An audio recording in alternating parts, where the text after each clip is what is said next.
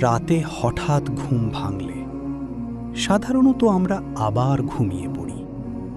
তবে যদি কেউ এই সময়ে আল্লাহর স্মরণ করে এবং দোয়া করে, আল্লাহ সেই দোয়া কবুল করেন।